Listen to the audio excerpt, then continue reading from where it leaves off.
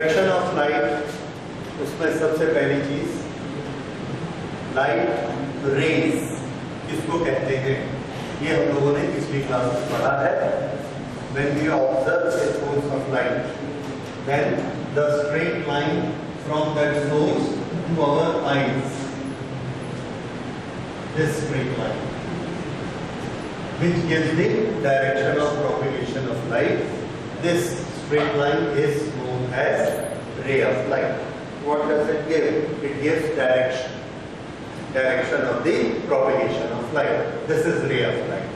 Now, if the light or the energy which is moving, then why should it move in a straight line? Is there any other path? Can it move in some other path? The answer is no. हम लोगों ने practical करके देखा, Newton ने practical करके देखा, ये उसने कार्डबोर्ड बनाया और ये सब आपने क्लास 8 में पढ़ा है। ये दूसरा कार्डबोर्ड, ये तीसरा कार्डबोर्ड और सब के बीच में पिन होल किया। जब ये सभी पिन होल एक लाइन में होते हैं तो यहां से देखने से ये लाइट दिखती है, अदरवाइज नहीं दिखती। What does that show? That light moves in a straight line. Okay, this is light moves in a straight line. कोई चीज स्ट्रेट लाइन में लाइट जा रही है, उसकी लाइन कौन सी है?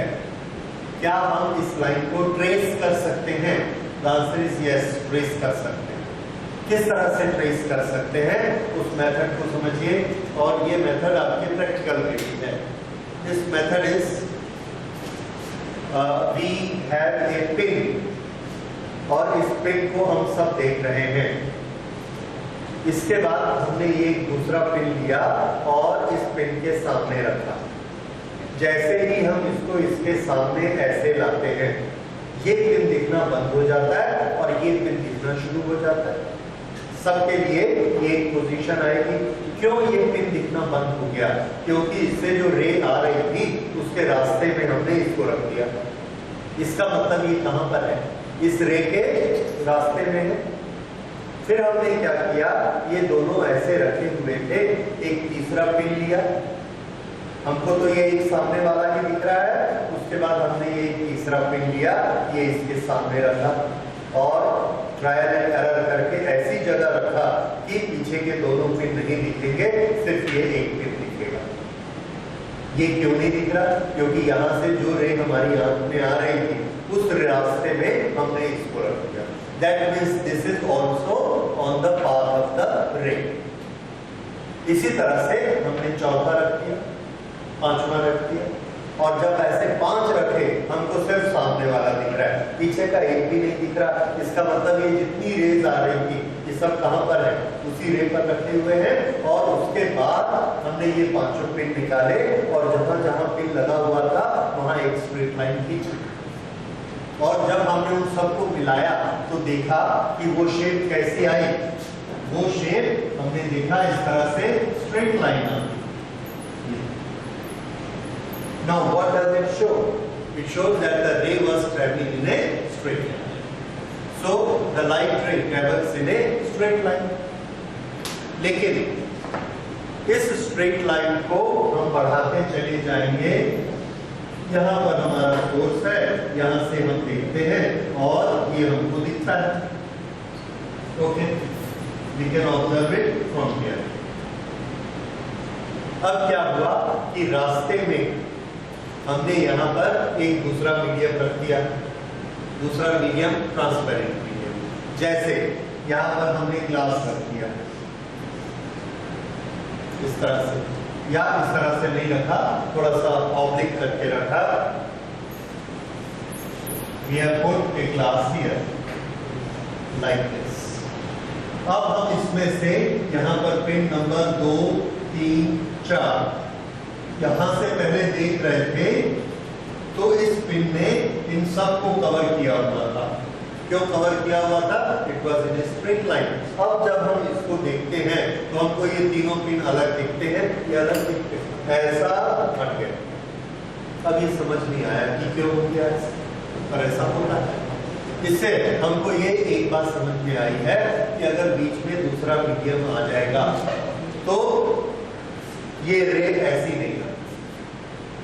फिर से हम इन तीनों को ढूंढने जाते हैं, इन चारों को ढूंढने जाते हैं, तो हम क्या देखते हैं कि ये हमको यहां पर मिलते हैं, इस रास्ते पे। पहले इस रास्ते पे मिल रहे थे, अभी हमको इस रास्ते पे मिलते हैं। यहां हमने एक पिन लगाया, इसने इन चारों को कवर कर दिया।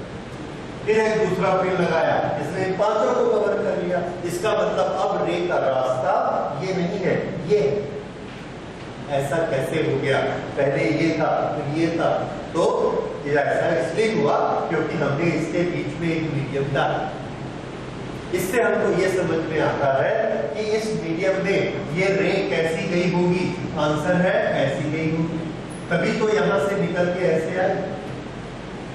दिस शोज कि इस मीडियम में, जैसे मीडियम को हमने इंट्रोड्यूस किया, इसने ये अपनी पुरानी डायरेक्शन छोड़ दी और इस नई डायरेक्शन में आ। ये शो करता है, ये इंडिकेट करता है कि अगर मीडियम बदल जाएगा तो रे की डायरेक्शन बदल जाएगी। ठीक है। अब यहां पर इस मीडियम के अंदर ये वाला पॉइंट, ये वाला पॉइंट, ये वाला पॉइंट, ये सबको अगर हम मिलाएंगे यहां से, तो ये हमको एक स्ट्रेट लाइन मिलेगी। क्यों स्ट्रेट लाइन मिलेगी? क्योंकि हमको मालूम है एक मीडियम में रे कैसे चलती है, स्ट्रेट लाइन। ये मीडियम एयर था, जब तक एयर था स्ट्रेट लाइन थी। जब ये मीडियम ग्लास हो गया, जब तक ग्लास रहेगा वो स्ट्रेट लाइन रहेगी। इस तरह से एक मीडियम के अंदर रे ऑफ लाइट हमेशा एक स्ट्रेट लाइन में चलती है। लेकिन अगर मीडियम बदल जाए तो क्या होता है? अब मीडियम बदल जाए तो क्या होता है, उसी को हम पढ़ते हैं। एक रे ऑफ लाइट है और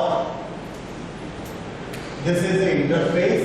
Here is medium 1 and on this side is medium 2, like glass, water, any such medium which is a transparent medium. यहां से एक रे ऑफ लाइट आती है और उस रे ऑफ लाइट को हम यहां बनाते हैं।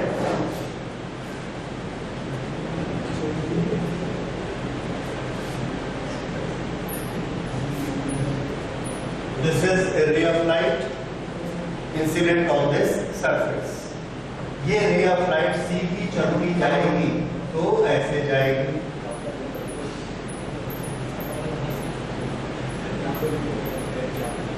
ये इसका रास्ता है इधर जाने का।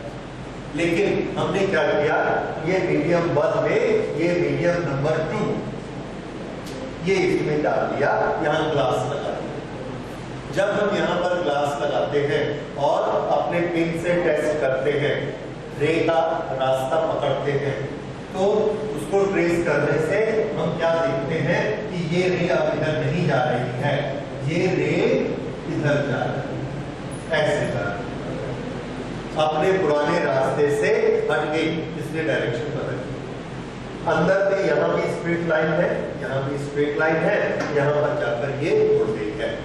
तो हम कहते हैं कि इस रे में रिफ्रैक्शन हो गया। रे में क्या हो गया? Refraction. So what is the refraction phenomenon? When a ray enters a different medium, it changes its direction. This phenomenon is known as refraction. फिर से, a ray when enters a different medium changes its direction. ये original direction है, ये नई direction है, and it has changed the direction. ये जो phenomena है डायरेक्शन चेंज करने का, दिस इज रिफ्रैक्शन। अब इस फिनोमिना में आगे स्टडी करने के लिए हम लोग लेते हैं, इसका कुछ नोमेनक्लेचर बनाते हैं, क्या क्या बोलेंगे हम रेस को ताकि हम आगे बढ़ सकें। तो ये जो सरफेस है, इस सरफेस में जिस पॉइंट पर रे आकर इंसिडेंट होती है, वहां पर हमने एक नॉर्मल इमेजिंग किया। नॉर्मल किस तरह से इमेजिन किया? This is the surface, of transparent medium और ये रे यहाँ पर ऐसी आई, जहां पर ये रे आई वहां पर हमने ये नॉर्मल इमेजिंग की।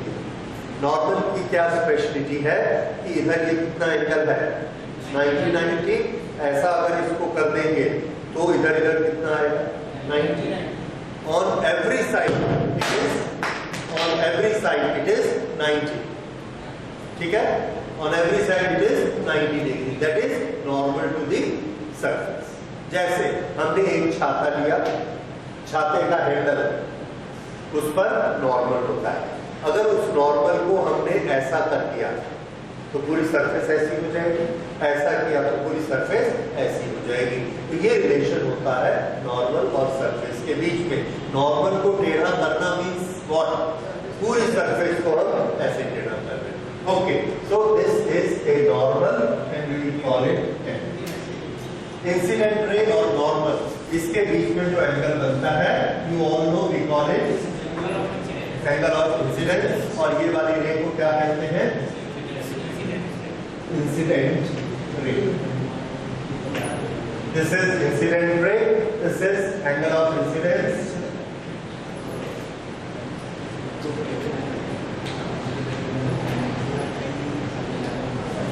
This is and for normal. अंदर आने के बाद में ये रे यहाँ पर मुड़ गई है, मुड़ने की प्रोसेस को हम क्या कहते हैं रिफ्रैक्शन, इसलिए इस रे का नाम हमने रखा रिफ्रैक्शन रे। दिस इज रिफ्रैक्टेड रे।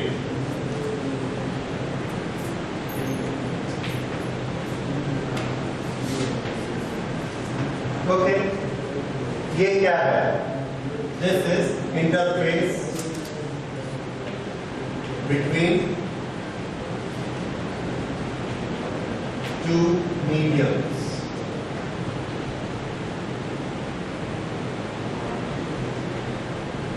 Interface between two medium, interface between two medium का इंपॉर्टेंस है, क्या इंपॉर्टेंस है, ये लाइट रे कहाँ मुड़ी है, मीडियम 1 में मुड़ी है, मीडियम 2 में मुड़ी है कि इंटरफेस पर मुड़ी है? यस, मीडियम 1 में स्ट्रेट लाइन, मीडियम 2 में स्ट्रेट लाइन, तो मुड़ी कहाँ? तो आंसर है जहां पर इंटरफेस होता है। तो ये याद रखिए, रिफ्रैक्शन किसी एक मीडियम में नहीं होता है, रिफ्रैक्शन मीडियम 1 में नहीं है, रिफ्रैक्शन मीडियम 2 में नहीं है, रिफ्रैक्शन कहाँ होता है? उसके इंटरफेस में होता है। हाँ, इसके कारण होता है तो उसके है कि वो मीडियम 2 के कारण होता है।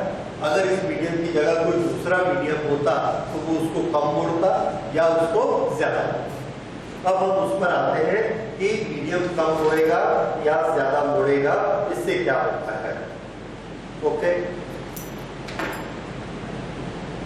कम या ज्यादा मोड़ना उसको हम किस तरह से मेजर करेंगे? देखिए, यहां पर ये एंगल आई बनता है और ये वाला जो एंगल है इसका नाम हम देते हैं R, this is angle of refraction. यहां पर यहां से यहां तक हमने लिया 1 मीटर और 1 मीटर का डिस्टेंस नॉर्मल से इतना है, लेट अस से PQ। यहां से यहां 1 मीटर लिया और ये वाला डिस्टेंस लिया, and let this distance be PQRS। Size देखिए, PQ और RS में RS छोटा है और PQ बड़ा है। इसका ये मतलब है कि ये वाली रे किसकी तरफ आ गई है? इज इट टुवर्ड्स नॉर्मल और away from normal? Towards normal. तो जो इसके मुड़ने की डायरेक्शन है उसकी जो हमारी लैंग्वेज है, उस लैंग्वेज में हम लोग कौन से वर्ड यूज करते हैं? टुवर्ड्स और अवे फ्रॉम। अगर ये इधर आई है तो इसको क्या बोलेंगे? Towards normal. और अगर ये इधर चली जाती तो ये ऐसा लंबा होता है, तो हम क्या कहते हैं? Away from normal. Okay, is it clear? Towards normal and away from normal. ये रे जो अपनी ओरिजिनल डायरेक्शन पे जा रही थी, इसको इस मीडियम ने इतना दबा दिया, इतना मोड़ दिया, कितना मोड़ दिया, तो आंसर है इतना मोड़ा, ये वाला एंगल। ये एंगल कितना है, ये एंगल अगर आई है, ये भी पूरा आई है, उसमें से इस आर को माइनस कर दो, तो ये कितना हो गया, आई माइनस आर। ये आई माइनस आर क्या है, जितना उस रे को मोड़ दिया गया। अब हमने एक दूसरा मीडियम जब लिया, उस मीडियम में this is medium 3, this is medium 1, जैसे वो 1 है, ये 2 है, ये 1 है, ये 3 है, जितना एंगल आई यहाँ है उतना ही एंगल आई लेके यहाँ पर इंसिडेंट रे आती है। जब ये इंसिडेंट रे लेके आती है, ये वाला एंगल हमने देखा 10 डिग्री, 10 डिग्री। ये वाले मीडियम में जब हमने इसको भेजा तो ये ऐसी हो गई, और ये जो इसका ओरिजिनल रास्ता था, ओरिजिनल रास्ते से ये मुड़ी, ओरिजिनल रास्ते से ये मुड़ गई 20 डिग्री। मीडियम 2 ने इसको अपने ओरिजिनल रास्ते से कितना मोड़ा, 10 डिग्री। मीडियम 3 ने ओरिजिनल रास्ते से कितना मोड़ा, तो मोड़ने की ताकत किसकी ज्यादा है, मीडियम 3 की मोड़ने की ताकत ज्यादा है। ये जो मोड़ने की ताकत है, इसको हमने फिजिक्स में एक टर्म बनाया और इसका नाम रखा रिफ्रैक्टिव इंडेक्स। मोड़ने के फिनोमेना को क्या बोलते हैं, रिफ्रैक्शन, और रिफ्रैक्टिव इंडेक्स मोड़ने की ताकत। किसकी मोड़ने की ताकत, मीडियम 2 यानी सेकंड मीडियम की, जिसमें एंटर करती है। तो जब भी एक मीडियम से दूसरे मीडियम में कोई रे एंटर करेगी, सेकंड मीडियम उसको मोड़ देता है, दैट इज रिफ्रैक्शन। और जितना ज्यादा मोड़ेगा उतनी हम कहेंगे उसका रिफ्रैक्टिव इंडेक्स ज्यादा, जितना ज्यादा मोड़ेगा, ठीक है। ये अब ये इसको हम मेजर कैसे करते हैं, तो हमारे इसके मेजरमेंट करने के तरीके देखिए। एक चीज, ये एंगल अगर suppose this angle is 40 degree, this angle is 40 degree, same this angle is 10, how much is this angle, 30 degree. This angle is 20, how much is this angle, 20 degree. यहाँ पर ये एंगल ऑफ रिफ्रैक्शन कितना है, 30, और यहाँ पर angle of refraction और छोटा हो गया कितना, 20, और हम क्या बोलते हैं, इस मीडियम का रिफ्रैक्टिव इंडेक्स ज्यादा है। तो जिसका रिफ्रैक्टिव इंडेक्स ज्यादा होता है उसका आर कैसा होता है, छोटा होते जाएगा, आर छोटा होते जाएगा, ओके। उसकी ये वाली जो लाइन है परपेंडिकुलर, ये परपेंडिकुलर इस परपेंडिकुलर से छोटा है, और यहां पर भी हमने बनाया दिस PQ, और इसका भी यहां पर RS बनाया, इसका RS और भी छोटा है। ये जिसका रिफ्रैक्टिव इंडेक्स ज्यादा होगा वो उस रे को ऐसे दबाता चला जाएगा, और ये वाला पोर्शन छोटा होता चला जाएगा। इन दोनों का रेशियो देखिए, this upon this will be larger than this upon this, okay। उस पर बात में आएंगे। पहले हम ये देख लेते हैं कि रिफ्रैक्टिव इंडेक्स का मीनिंग, ये आपको समझ में आया, जो जितना ज्यादा मोड़ेगा उतना उसका रिफ्रैक्टिव इंडेक्स ज्यादा होगा, ओके। अब हम लेते हैं ये जो बेंडिंग की पावर है, रिफ्रैक्टिव इंडेक्स, इसका रीजन क्या है, क्यों होता है, ये क्यों होती है। तो इसका रीजन है the velocity of light is different in different medium, the velocity of light is different in different medium, and that is why it bends. ये चीज इतनी जल्दी से समझ में नहीं आती कि वेलोसिटी अगर उसकी कम हो जाए या वेलोसिटी ज्यादा हो जाए, उसे मुड़ने की क्या बात है, व्हाई शुड इट बेंड। तो इसका आंसर बेसिकली आपको वेव ऑप्टिक्स में मिलता है, पर फिर भी मैं आपको एक छोटी सी चीज बता सकता हूं कि हमारे पास एक लॉन मूवर है। लॉन मूवर को हम अपने घर में लॉन पर लेकर आते हैं, और इधर लॉन है, ये हमारे पास लॉन मूवर है, ये इसके दो व्हील्स हैं और हम इनको ऐसे सामने लेके जा रहे हैं। इस व्हील की स्पीड है u और इसकी भी स्पीड है u। ये सीमेंट का फर्श है और सीमेंट के फर्श पे दोनों एक ही स्पीड से चल रहे हैं।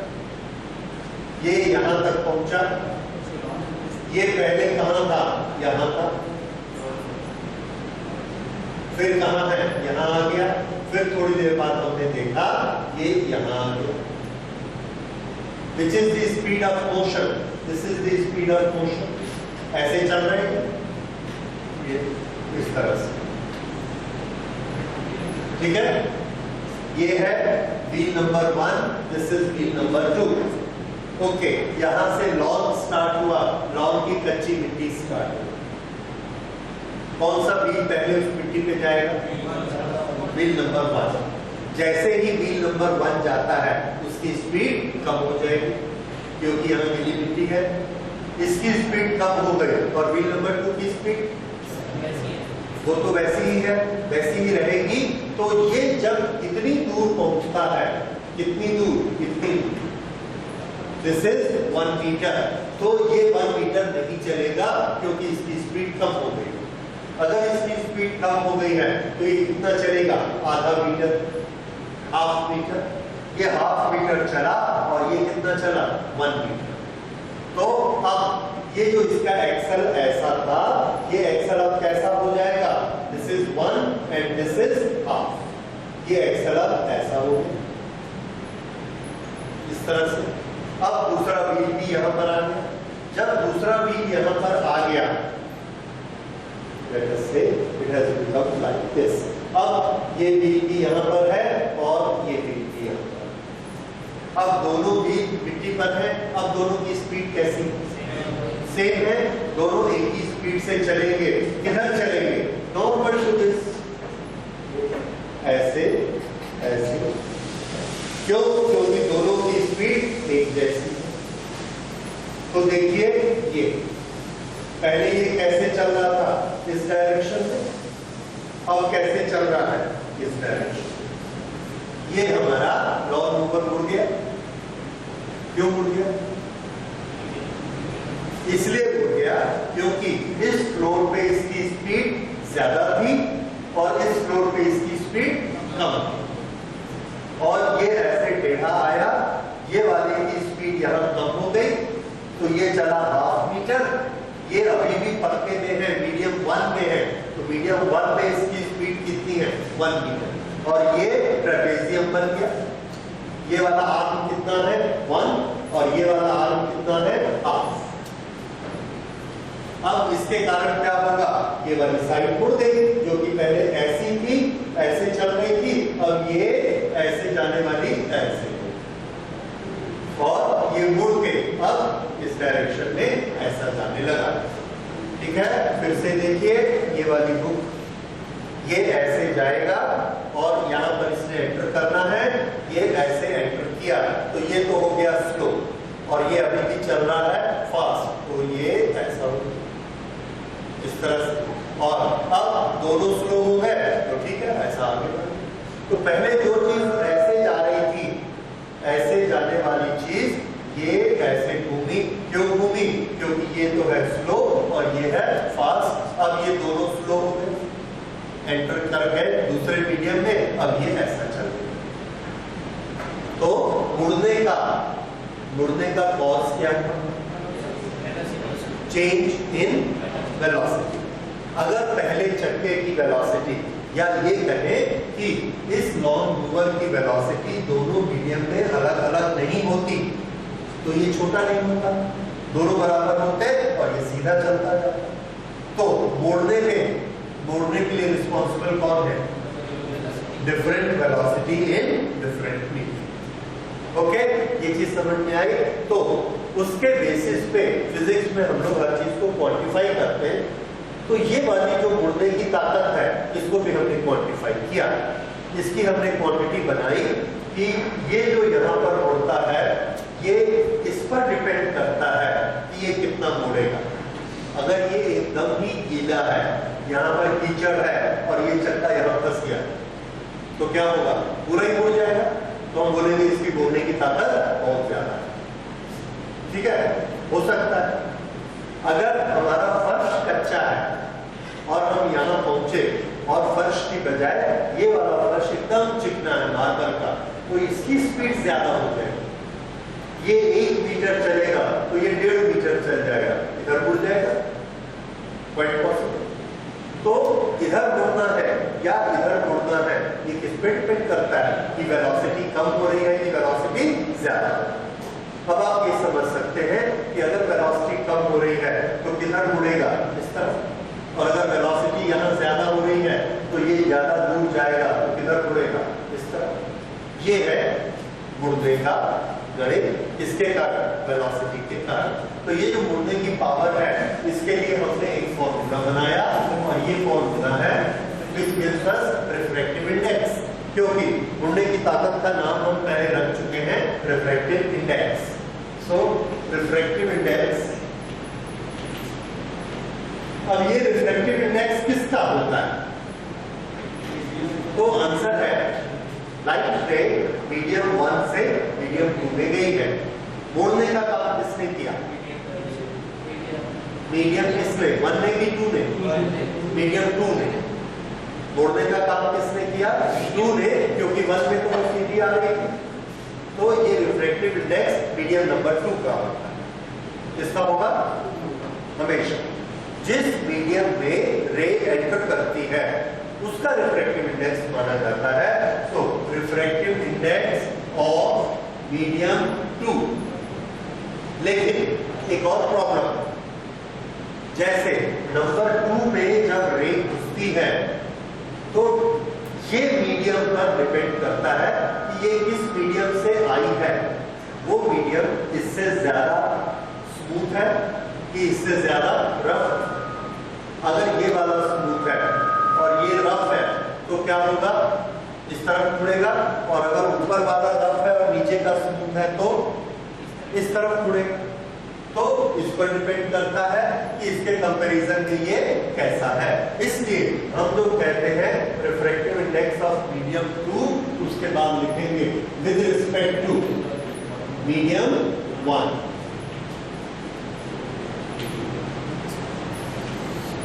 तो रिफ्रैक्टिव इंडेक्स सिर्फ रिफ्रैक्टिव इंडेक्स नहीं होता है, refractive index of one medium with respect to other medium. अब इस मीडियम को पहचानिए। If I say refractive index of glass with reference to air, इसका मतलब इंसिडेंट रे एयर में है और रिफ्रैक्टेड रे किस पे है, glass. Okay, refractive index of water with reference to air, incident ray air में और refracted ray water. Okay, refractive index of glass with reference to water, incident water में और रिफ्रैक्टेड। इसी को उल्टा कर देते हैं, जैसे मैंने लिखा refractive index of water with reference to kerosene. Incident किस में होगी, केरोसिन में, और रिफ्रैक्ट कौन कर रहा है, वाटर। तो ऑफ के बाद जो लगाएंगे वो हमेशा सेकेंड मीडियम होता है और उसका काम है मोड़ना। विद रिस्पेक्ट टू के बाद जो मीडियम का नाम लेंगे उसमें इंसिडेंट रे। ये समझ में आ गया। अब हम इसको लिखते कैसे, तो लिखने के लिए हमने इसका इंडिकेशन बनाया म्यू। म्यू लेटर अलॉट किया गया है रिफ्रैक्टिव इंडेक्स के लिए, और भी फिजिक्स में बहुत जगह यूज होगा, तो फॉर रिफ्रैक्टिव इंडेक्स। म्यू के बाद हमको दोनों मीडियम के नाम लिखने हैं।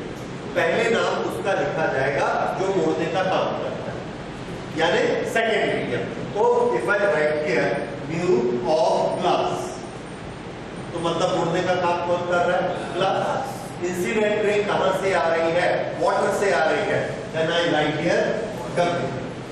What does it mean? Refractive index of glass with respect to water. मतलब वाटर से रे आएगी और किस पे जाएगी, ग्लास पे। And if I right it mu W G,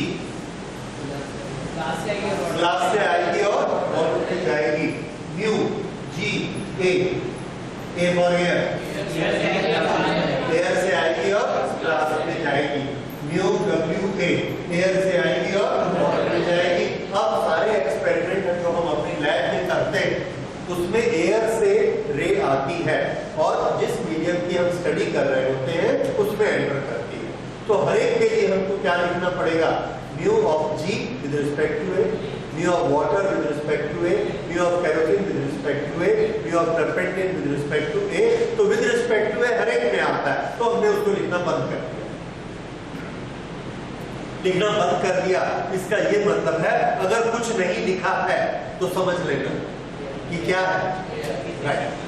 तो फिजिक्स में हम चीजों को इजी और छोटा करना चाहते हैं, तो इसलिए हमने ये वाला सिस्टम हटा दिया। Now if write mu G, what does it mean, glass with reference to air. लेकिन अगर इंसिडेंट रे एयर की बजाय और किसी मीडियम से आ रही है तो लिखेंगे then we will write mu g। Okay, ये लिखने का तरीका समझ में आ गया। अब हम इसके बाद देखते हैं इसका फॉर्मूला क्या होगा। Refractive index of medium 2 with respect to medium 1, this is equal to velocity of light in medium divided by velocity of light in medium। और यहीं पर गलती होती है, आपको यहां ध्यान देना है। ये रिफ्रैक्टिव इंडेक्स किसका है, medium number 2।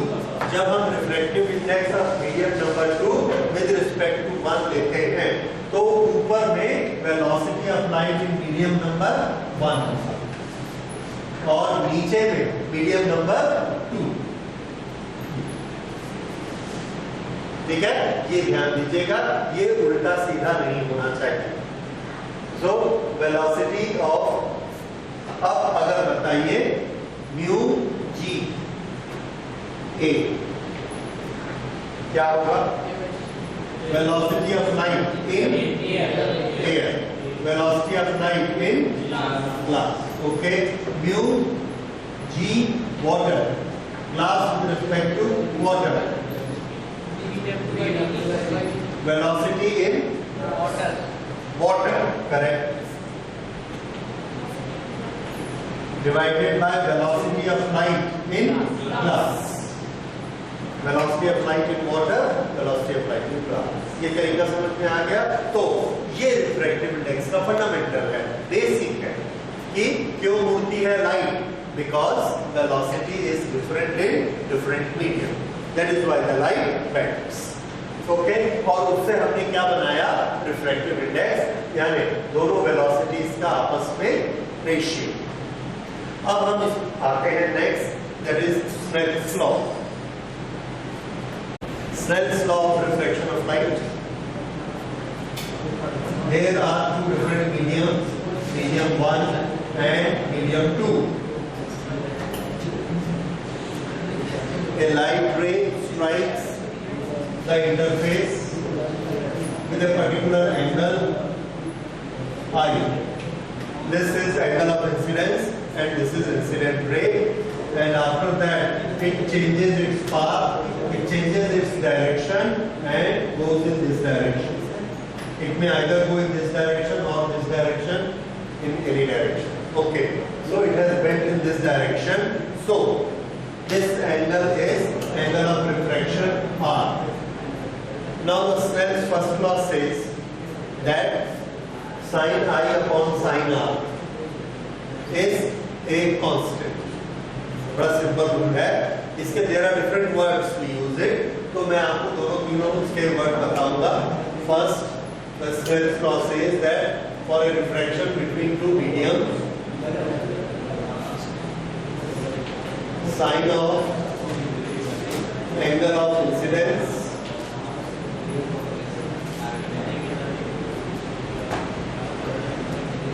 to ratio of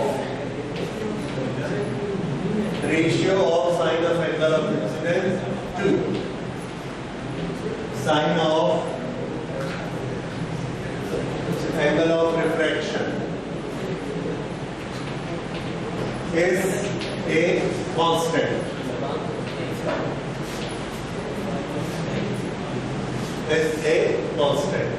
This means sin I upon sin r is equal to a constant और उस constant का हमने नाम दिया mu.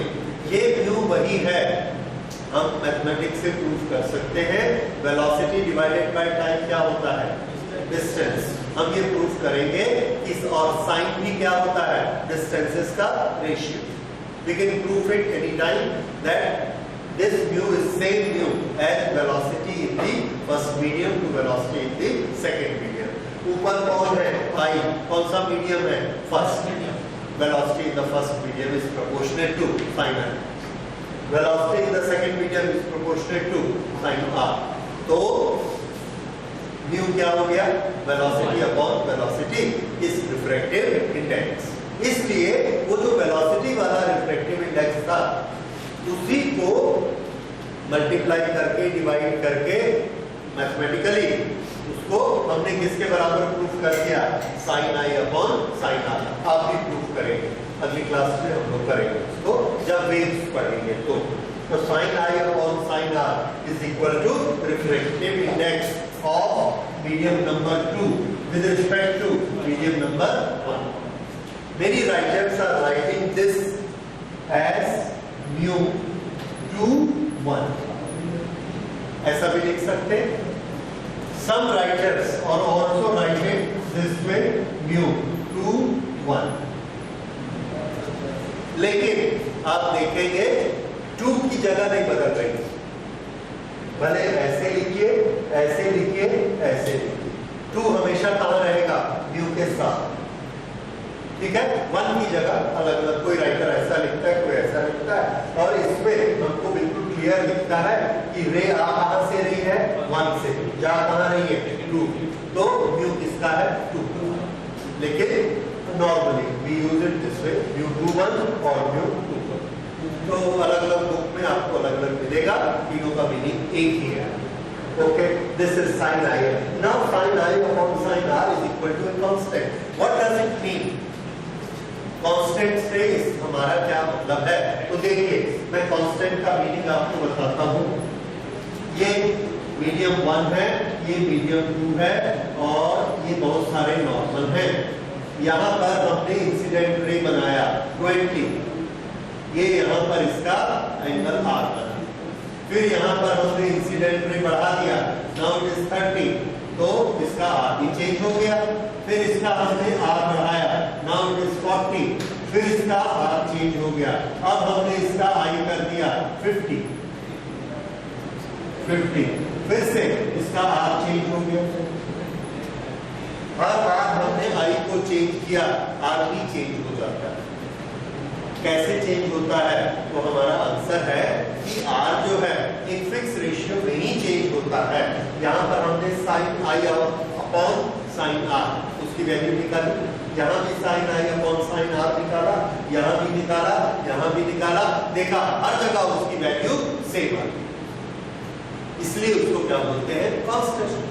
So what is a constant? Sin I upon sin r is a constant. आप i को बढ़ा लीजिए, कम कर लीजिए, ऑटोमेटिकली r कम हो जाएगा या ज्यादा हो जाएगा.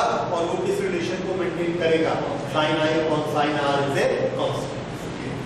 और इससे हम बता सकते हैं कि sin r किसके बराबर होगा, sin r is equal to mu sin I upon mu. sin I upon mu, ये किसकी वैल्यू है, sin r. sin I की वैल्यू लेंगे तो mu into sin r, ऐसा हो जाएगा. ओके, तो ये होता है constant.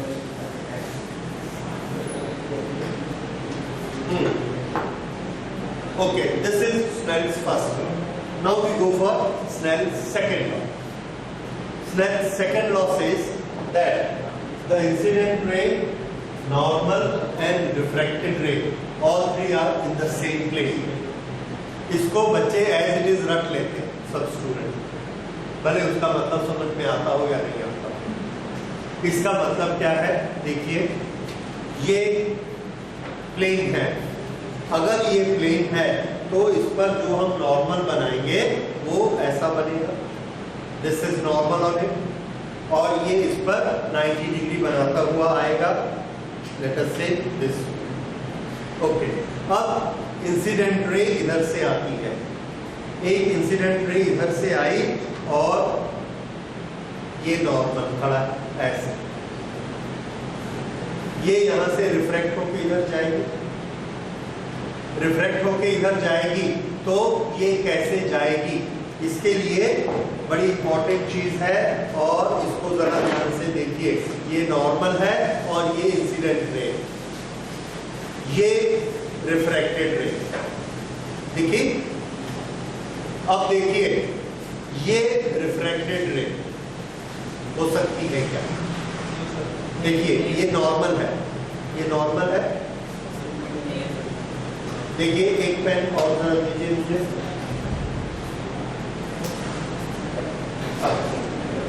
This is a normal, ये नॉर्मल ऑफ द सरफेस, मतलब सरफेस यहाँ पर ऐसी है, ये नॉर्मल है, ये एंगल आई है, एंगल आई इज 30 डिग्री और एंगल आर को 20 डिग्री बनना है। ये कितना है? 20 डिग्री। ओके, अब ये कितना है? 20 degree, 20, this is 30, this is 20। चलेगा क्या? क्या ये जो आई है ये ऐसे जाएगी? क्या ये ऐसे जाएगी? ये 30 है, ये 20, 30 और 20 का रूल फॉलो हो रहा है, पर ये आर ऐसे नहीं जाएगी, ये आर ऐसे भी नहीं जाएगी। कैसे जाएगी? सब बोलेंगे सीधा जाएगी। ये सीधा क्या है? इसको और इसको मिलाकर आप एक प्लेन शीट रखो पेपर की, वो प्लेन शीट ऐसी आएगी, इस आर को उस शीट के अंदर ही बनना पड़ेगा। उस शीट के ये इधर भी नहीं जा सकती है और इधर भी नहीं जा सकती, ऐसा नहीं हो सकता। Sine I upon sine R is a constant. Constant के अनुसार अगर आई 30 है, मान लो आर 20, तो ये रहा 30 और ये रहा 20, ऐसे 20। ये इंसिडेंट रे और ये रिफ्रैक्टेड रे हो सकता है? नहीं हो सकता। क्यों? क्योंकि इन तीनों को एक प्लेन में होना चाहिए, ऐसा है। This is Snell's second. So what is Snell's second law? That is very important, that incident ray, normal and refracted ray must lie in the same plane. Okay, this is Snell's law. अच्छा, ये दोनों law हो गए, इसको note कर लीजिए।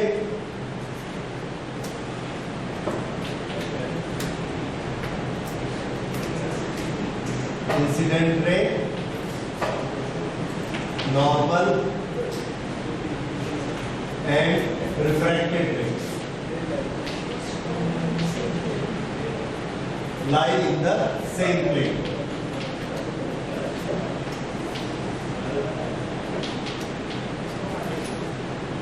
This is Snell's second law. Okay, Snell's के दोनों लॉ बताने के बाद अब हम एक छोटा सा रूल देखते हैं, that is rule of refraction, जो Snell's लॉ से अलग है।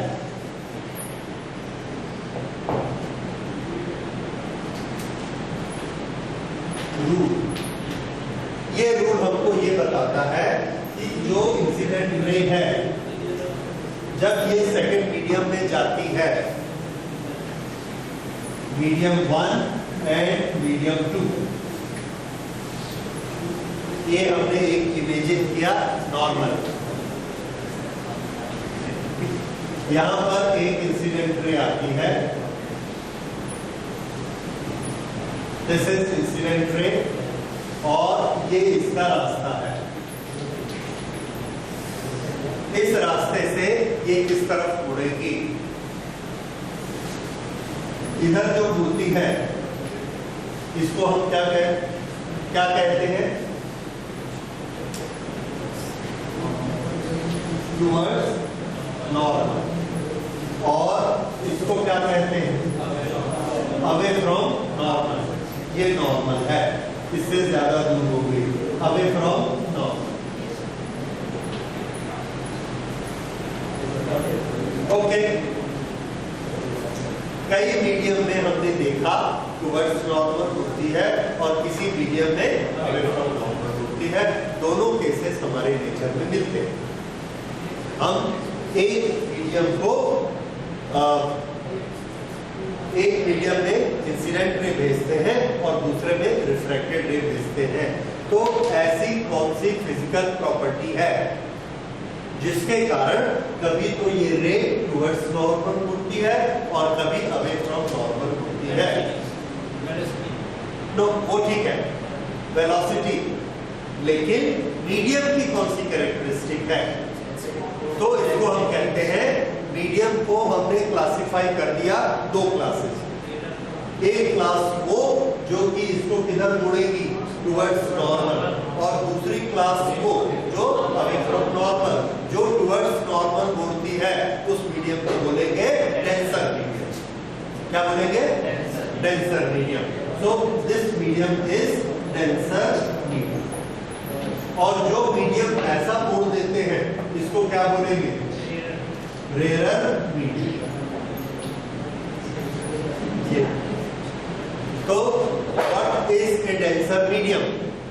Denser medium is the one which bends the light ray towards normal. Rarer medium is the one which bends the light away from normal. बस ये classification हो गया। इसको हम उल्टा भी करते, नॉर्मली क्लास 10th में उल्टा पढ़ाते हैं। That denser medium bends the light towards normal and the rarer medium bends the light away from normal. ऐसा नहीं। The medium which bend toward normal is known as denser. जैसे dense और rare, इसको हम लोग फिजिकल डेंसिटी से compare करते हैं। जैसे पानी से केरोसिन डेंसर है कि रेयर? तो हम ये देखते हैं केरोसिन ऊपर तैरता है, पानी नीचे रहता है। That shows water is denser and kerosene is rare. तो वाटर से जो रे जाएगी वो किधर मुड़ेगी? टुवर्ड्स नॉर्मल कि away from normal? Away from normal, ठीक है ना? हमने करके देखा, टुवर्ड्स नॉर्मल मुड़ गई। वाटर टू केरोसिन जब रे जाती है तो किधर मुड़ती है? Towards normal. हम कुछ नहीं कर सकते, नेचर का रूल है, मुड़ती है। तो हम क्या करते हैं? हम अपनी डेफिनेशन चेंज कर देते हैं। हम ये बोल देते हैं कि भैया वो जो है मास से रिलेटेड डेंसिटी है, इसको उससे कोई मतलब नहीं, ये optical density. So optically kerosene is denser then water. क्यों? क्योंकि वो रे को किधर मोड़ती है? Towards normal. Therefore it is denser then water. लेकिन सामने क्या शब्द लगा देते हैं? ऑप्टिकल। तो ऑप्टिकली डेंसर, ये जितनी क्वालिटीज है इसको क्या बोलेंगे? Optically denser. और ये वाली optically rare. Normally 99% physically denser और ऑप्टिकली डेंसर एक ही होती है, लेकिन 1-2% चीजें ऐसी हैं जो फिजिकली डेंसर नहीं होती लेकिन ऑप्टिकली डेंसर होती है। जैसे वाटर केरोसिन का एग्जांपल, ठीक है? ऐसे और भी कुछ होंगे, I don't remember right now, पर ऐसे होते हैं, ठीक है? तो optically denser, optically rare. This is clear to you? Okay, now we come to the next principle of reversibility. Principle of reversibility, there is a light ray which goes through different mediums and because of refraction its path is PQRST. Now the last leg of this part is ST. हमने क्या किया? इधर से torch जलाई और रे को, इसको बंद कर दिया सिस्टम को, और इधर से एक रे को हमने ऐसे भेजा। किस रास्ते में भेजा? T से S। D से S को भेजा तो हम क्या देखते हैं कि ये रे बिल्कुल उसी रास्ते पर चलती है। S से R, R से Q और Q से P। यानी जिस रास्ते से कोई रे आती है, अगर उसको लास्ट में आकर आप घुमा देंगे तो वो ठीक उसी रास्ते से वापस जाएगी, उसी रास्ते से वापस जाएगी। ये कौन सा लॉ हो गया? कौन सा प्रिंसिपल हो गया? Principal of reversibility. बस, तो ये नोट कर लीजिए।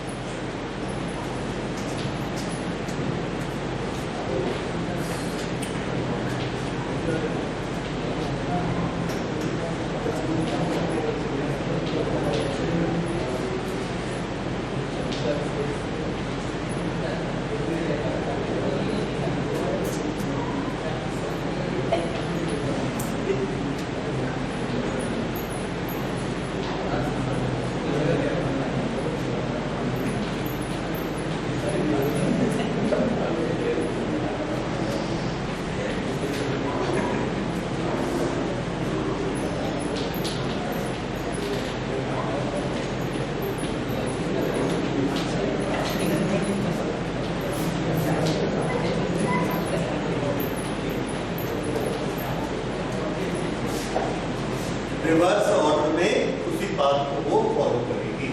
This is principal of reversibility.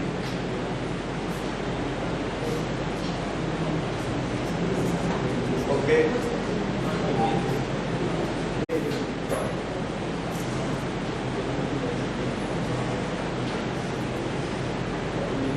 PQ is the incident ray. In medium number 2, the refracted ray is due to R. इस तरह से इसने अपना रास्ता चेंज किया। Now suppose हमने यहां से रे को भेजा R से Q, R से Q को भेजा, तो ये रे Q में जाने के बाद किस रास्ते पर जाएगी? Q से P, इस रास्ते पर जाएगी। कौन सा रूल लगा? प्रिंसिपल कौन सा लगा? रिवर्सिबिलिटी। ओके, अच्छा अब बताइए। ओके, पहले सिचुएशन को लिख लेते हैं। If PQ refract on path QR, then reverse direction ray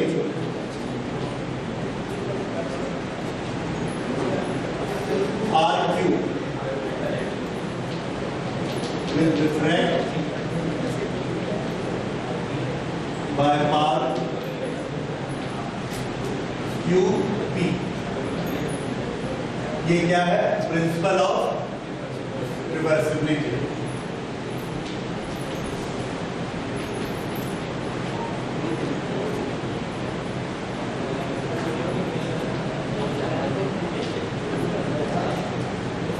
okay, now you can tell me what is μ2 to 1। μ2 1 किसके बराबर है? Sine sine. यहाँ क्या लिखना है? हाँ, μ2 to 1, तो पहले साइन किसका आएगा? 1, फिर किसका आएगा? 2 का। सो this is sine alpha upon sine beta. What is mu of medium number 1 2? ये किस केस में होगा? अब बेंडिंग का काम किसका है? 1, और इंसिडेंट रे किसमें है? 2 से जा रही है और उसको 1 ने मोड़ दिया। अब इसका म्यू बताइए। This is sine beta by sine alpha. इन दोनों को कंपेयर करिए। What do we get? μ2 1 is equal to 1 upon μ1। Okay, तो ये प्रिंसिपल को हम लोग याद कर लेते हैं। This will keep on using eight many places. Derivation में बार बार हम इसको यूज करेंगे। μ2 1 इज इक्वल टू 1 अपॉन μ1। ये तरीका समझ आ गया? अगला relation, there are different medium, medium 1 2 3, और फिर से कौन सा मीडियम आ गया? 1। इसका ये मतलब है, ये ग्लास है, ग्लास का बॉटम, उसके ऊपर वाटर रखा है, और वाटर के ऊपर क्या है? एयर, और ग्लास के नीचे भी क्या है? एयर। इस तरह से हमने ग्लास में पानी रखा होगा। ये चीज आ गई। Okay, this is one light रे, this is P Q R S T। ये वाला एंगल ऑफ इंसिडेंस है। All these are parallel to each other। ये वाला मीडियम एयर है, ये वाला मीडियम एयर है, दोनों मीडियम सेम है। There will be no change in the direction। तो जो ये डायरेक्शन है वही ये डायरेक्शन। इसलिए नॉर्मल के साथ अगर ये एंगल I है, तो इस नॉर्मल के साथ ये एंगल भी कितना होगा? I से ये वाला एंगल ऑफ रिफ्रैक्शन बना R1। अगर ये एंगल R1 है तो ये एंगल भी कितना होगा? R1। उसके बाद फिर ये दूसरा एंगल बना, दिस एंगल, लेट अस से R2, तो ये एंगल भी कितना होगा? R2। और फिर ये एंगल कितना होगा? I। अब थोड़ा सा इसको जल्दी से करते हैं। Mu of 2 with respect to 1 sine I upon sine R1। Is it correct? Sine I upon sine R1। अब बताइए μ3 विद रिस्पेक्ट टू 2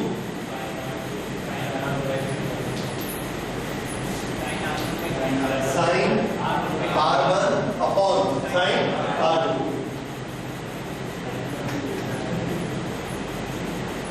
उसके बाद next mu 1 with respect to 3, क्योंकि मोड़ने का काम कौन कर रहा है 1, और इंसिडेंट रेट कहां से आ रही है 3 से, ये क्या होगा sign R2 upon sine I। ये बना, ये तीनों रिफ्लेक्शन के हमने व्यू बना लिए। अब इन तीनों को आपस में मल्टीप्लाई कर दीजिए। μ21 इंटू μ32 इंटू μ13, और जब आप तीनों को मल्टीप्लाई करेंगे sine I, numerator denominator, numerator and denominator, here it is denominator, it is numerator, all are cancelled, what we get 1। This gives us μ32 equal to 1 upon μ21 multiplied by μ13. This is equal to μ13 को reverse कर देंगे, अगर ऊपर ले जाएंगे तो क्या बन जाएगा μ31, और ये नीचे क्या है μ21, and this is μ32। ये हमारा एक रिलेशन बना। 3 और 2 के बीच में रिफ्रैक्शन यहां हो रहा है। इस रिफ्रैक्शन को निकालने के लिए हम किसको यूज कर सकते हैं, this refraction and this refraction.